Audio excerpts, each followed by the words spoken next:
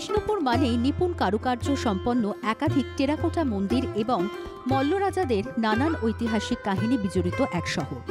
ইতিহাসের পাতা উল্টালে দেখা যাবে কলকাতা শহরের পত্তনের আগে ৭৪৯ সালে মল্ল রাজাদের হাত ধরে গড়ে ওঠে এই লালমাটির শহর। সেই যুগে মল্ল রাজারা কৃষকদের সুবিধার্থে এবং জলের সমস্যা সমাধানে নির্মাণ করেছিলেন বহু বাঁধ। একটি দুটি নয়, মোট ৭টি বাঁধ নির্মাণ করেছিলেন মল্ল রাজারা।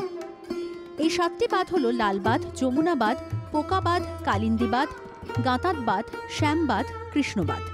বিস্তীর্ণ বালুচরির এক কোণায় নীলাভ জলাশয়। বিষ্ণুপুরের লাল বাঁধকে নিয়ে জনমুখে নানান মত প্রচলিত।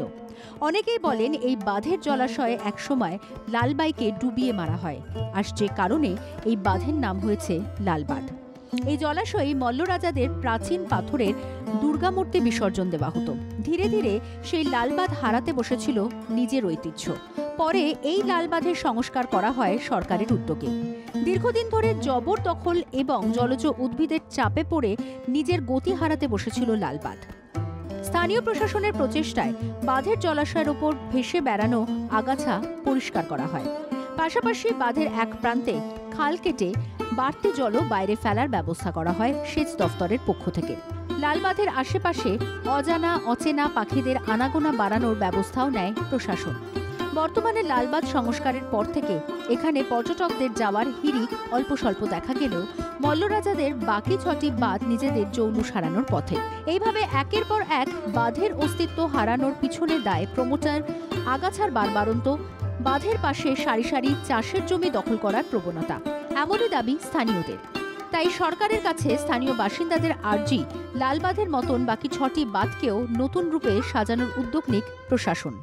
প্রশাসনের কাছে আমাদের বিষ্ণুপুরবাসী হিসেবে আবেদন যে বাঁধগুলি এখনো পুনরুদ্ধার করা সম্ভব এবং প্রশাসন যদি যথাযথ উদ্যোগ নেয় তাহলে এই বাঁধগুলি পুনরুদ্ধার করে বিষ্ণুপুরে পানীয় জল সংরক্ষণের ব্যবস্থা ছাড়াও এখানে জলের সমস্যা এবং সেচের জন্য যে জলের প্রয়োজন সেগুলো কিন্তু মিটে যাবে বলে আমরা বিষ্ণুপুরবাসীরা মনে করি।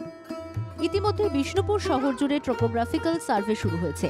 ভূমি সংস্কার দফতরের কর্মীরা সরকারি সম্পত্তির ওপর বোর্ড লাগিয়ে দিচ্ছেন। বাকি বাঁধগুলো আমাদেরকে দেখতে হবে যে ওগুলো সরকারি কিনা। যদি ব্যক্তিগত প্রপার্টি হয় তাহলে সেখানে আমাদের কাজ করার ক্ষমতা ন্যাচারালি সীমিত হয়ে যায়। যদি কোনো সরকারি জায়গা আমরা খুঁজে পাই তাহলে সেই জায়গাগুলো পুনরুদ্ধারের জন্য আমরা যথেষ্ট চেষ্টা করি। লালবাঁধ সংস্কারের পর যেভাবে এই বাঁধকে কেন্দ্র করে গড়ে উঠেছে ছোট্ট এক পর্যটন কেন্দ্র, সেই রকম বাকি 6টি বাঁধ সংস্কার করে নতুন পর্যটন কেন্দ্র গড়ে তুললে বদলে যাবে এলাকার পরিবেশ। পর্যটকের হাত ধরে বাড়বে লক্ষ্মী লাভ। বাঁকুড়া থেকে কৈলাস বিশ্বাসের রিপোর্ট, বাংলা জাগো।